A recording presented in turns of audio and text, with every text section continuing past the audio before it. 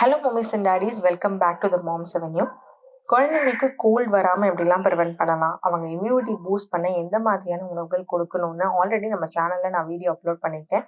நீங்கள் அதை பார்த்துருப்பீங்கன்னு நினைக்கிறேன். அப்படி இன்னும் நீங்கள் பார்க்கல அப்படின்னா அந்த வீடியோட லிங்க்கை நான் உங்களுக்கு டிஸ்கிரிப்ஷன் பாக்ஸில் கொடுக்குறேன். ஸோ ப்ளீஸ் செக் பண்ணி பாருங்கள்.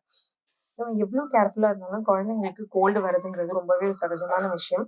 அது அவங்களுக்கு சீசனல் சேஞ்சஸ்னால இருக்கலாம், என்வாயன்மெண்ட் பொல்யூஷன் டஸ்ட் பொல்யூஷனால இருக்கலாம், இல்லைன்னா ஒத்துக்காத ஒரு ஃபுட்டுனால கூட இருக்கலாம். ஸோ கோல்டு வருதுங்கிறது ரொம்பவே ஒரு காமனான விஷயம். நமக்கு எப்படி சளி பிடிச்சா உடனே டாக்டர் கிட்ட போய் மெடிசன் சாப்பிட யோசிப்போமோ, குழந்தைங்களுக்கும் அப்படிதான். ஏன்னா நம்ம சாப்பிட்ற மெடிசன் அந்த கோல்டுனால வந்த பாக்டீரியாவை அழிக்கிறது மட்டும் இல்லாம நம்ம உடம்புல இருக்கிற நல்ல பாக்டீரியாஸையும் சேர்த்து அழிச்சிடும். ஸோ குழந்தைங்களுக்கு கோல்ட் ஸ்டார்ட் ஆன உடனே லைட்டாக மூக்கில் தண்ணி வருது, சளி வருது, தும்மல் வருது, அந்த மாதிரி டைமில் நீங்கள் வீட்லேயே நிறைய வைத்தியம் பண்ணிட்டீங்க அப்படின்னா அவங்களுக்கு சளி கண்ட்ரோல் ஆகிடும்.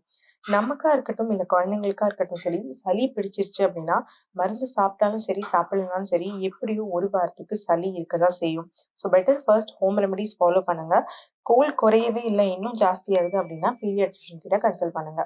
ஸோ இந்த வீடியோவில் நம்ம ஹோம் ரெமடிஸ் தான் பார்க்க போகிறோம். For cold, cough, fever and குழந்தை மோஷன் போகலன்னா என்ன பண்ணுறது, மோஷன் அடிக்கடி போனால் என்ன பண்ணுறது, இது எல்லாத்துக்குமான ஹோம் ரெமடிஸ் நம்ம இன்னைக்கு பார்க்க போகிறோம். ஸோ வீடியோக்குள்ளே போகிறதுக்கு முன்னாடி இந்த மாம்ஸ் அவென்யூவை பார்க்குறீங்க பட் இன்னும் சப்ஸ்கிரைப் பண்ணல அப்படின்னா ப்ளீஸ் ஹிட் த சப்ஸ்கிரைப் பண்ண அந்த bell icon button. So let's get into the video. முதல் விஷயம், 6 மாதத்துக்கு கீழே இருக்கிற குழந்தைங்களுக்கு first home remedy for cold பார்த்தீங்கன்னா பிரெஸ்ட் ஃபீடிங் மட்டும்தான். தாய்ப்பாலில் இருக்கிற சத்துக்கள் அவங்க நோய் எதிர்ப்பு சக்தியை இன்க்ரீஸ் பண்ணுறதோடு இல்லாமல் அவங்க நோய்களை குணமாக்கவுமே ரொம்பவும் உதவும். ஸோ 6 மாதம் கீழே இருக்கிற குழந்தைங்களுக்கு சளி பிடிச்சா அவங்களுக்கான பெஸ்ட் மெடிசன் பார்த்தீங்கன்னா அது உங்கள் பிரெஸ்ட் மில்க் மட்டும்தான். ரெண்டாவது பார்த்தீங்கன்னா நேசல் சலைன் ட்ராப்ஸ். குழந்தைங்களுக்கு மூக்கில் சளி இருந்தால் அவங்களுக்கு ப்ரீத் பண்ண கஷ்டமாக இருக்கும்.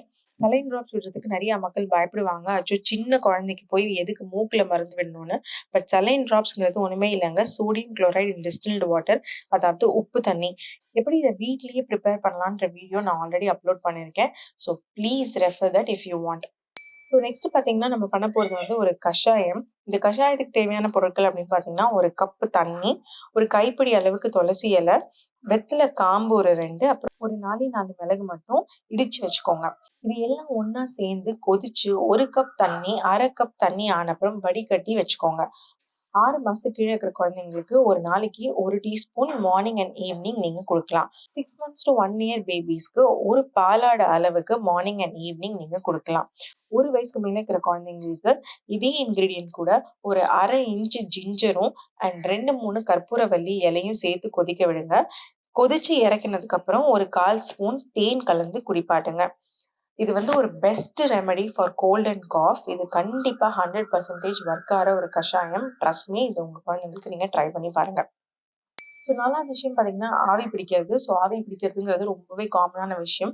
பட் மேக் ஷுர் நீங்கள் குழந்தைங்களுக்கு ஆவி பிடிக்கும் போது அவங்க மூஞ்சிக்கிட்ட அந்த பாத்திரம் வைக்காதீங்க. ஒரு 1 அடி 2 அடி தள்ளி வச்சுட்டு ஒரு லைட்டாக அந்த ஆவி அவங்க ஃபேஸில் படுற மாதிரி இருந்தால் போதும்.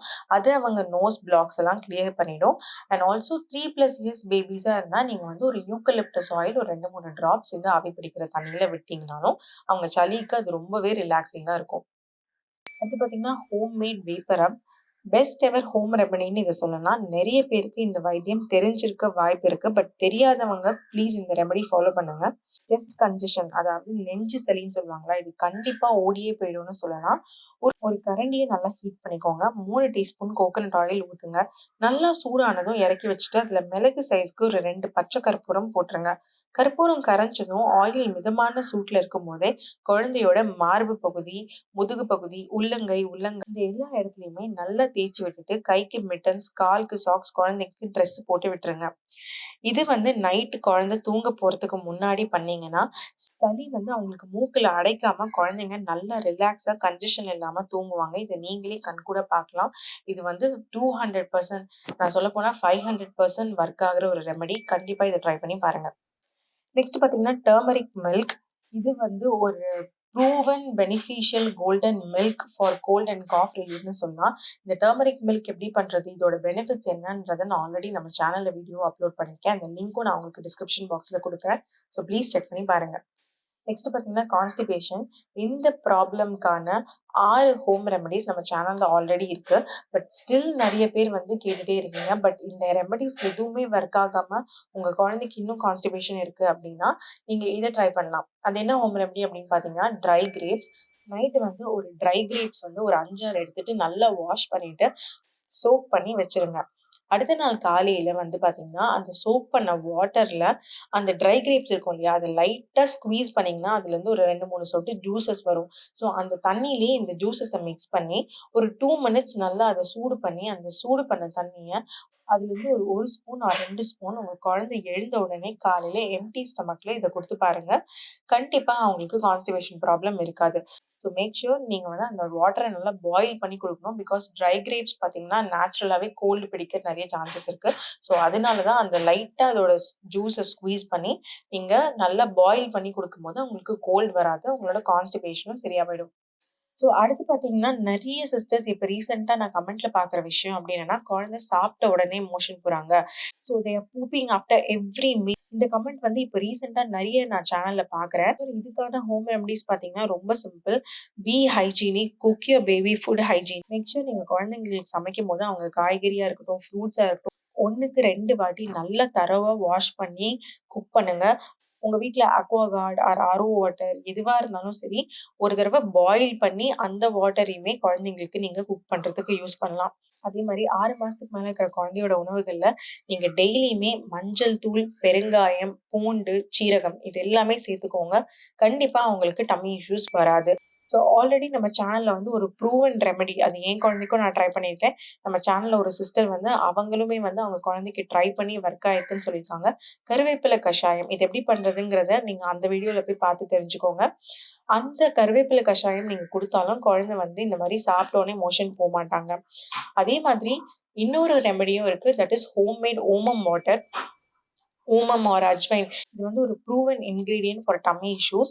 ஒரு 1 ஸ்பூன் ஓமம் எடுத்துட்டு 1 டம்ளர் தண்ணீல அத போட்டு நல்லா கொதிக்க வச்சுட்டு, அந்த அந்த 1 டம்ளர் தண்ணி 1/2 டம்ளர் ஆனதுக்கப்புறம், அதுலருந்து ஒரு 1 ஸ்பூன் ஆர் 2 ஸ்பூன் இது வந்து நீங்க குழந்தைங்களுக்கு சாப்பிட்டதுக்கு அப்புறமா ஒரு 1 ஸ்பூன் நீங்க குடுக்கலாம். இதனாலயும் அவங்களுக்கு டம்மி இஷ்யூஸ் வராது. சாப்பிட்ட உடனே மோஷன் போற ப்ராப்ளமும் இருக்காது.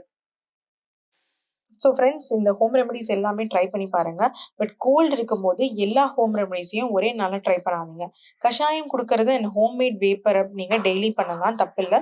இது தவிர்த்து குழந்தை தூங்கும்போது தலைக்கு கொஞ்சம் ஹைட்டா பில்லோ வைங்க. ஸோ சளி மூக்கு அடைக்காம தூங்குவாங்க. அதே மாதிரி சளி ரொம்ப இருந்தா குழந்தைய குளிப்பாட்டாதீங்க. டவல் பாத் குடுங்க. லைட்டா தான் சளி இருக்கு அப்படின்னா, நீங்க மிதமான சூடு இருக்கிற தண்ணீல குளிப்பாட்டலாம். குழந்தைக்கு உடம்பு வலி இல்லாம கொஞ்சம் ரிலாக்ஸாவும் ஃபீல் பண்ணுவாங்க. மோஸ்ட் இம்பார்ட்டன்ட் விஷயம் என்னன்னா, ஹோம் ரெமெடிஸ் வந்து மேக்ஸிமம் நீங்க 3 டேஸ் ஃபாலோ பண்ணுங்க. சளி ஒரு 30-40% கம்மியாகிருக்கு அப்படின்னா, ஹோம் ரெமெடிஸே கன்டின்யூ பண்ணுங்க. அப்படி இல்லாம 3 டேஸ் அப்புறம் கூட சளி கொஞ்சம் கூட சரியாகாம ஜாஸ்தி ஆயிடுச்சு அப்படின்னா, இம்மீடியட்டா டாக்டர கன்சல்ட் பண்ணுங்க. ஸோ மம்மிஸ் ஐ ஹோப் நான் சொன்ன எல்லா இன்ஃபர்மேஷனுமே உங்களுக்கு ரொம்ப யூஸ்ஃபுல்லா இருக்கும்னு நான் நினைக்கிறேன். இதே மாதிரி இன்னொரு இன்ட்ரஸ்டிங் அண்ட் யூஸ்ஃபுல் வீடியோல நான் உங்கள திரும்ப வந்து சந்திக்கிறேன். Until then, take care of your செல்ல குட்டீஸ் and thank you for watching the Moms Avenue.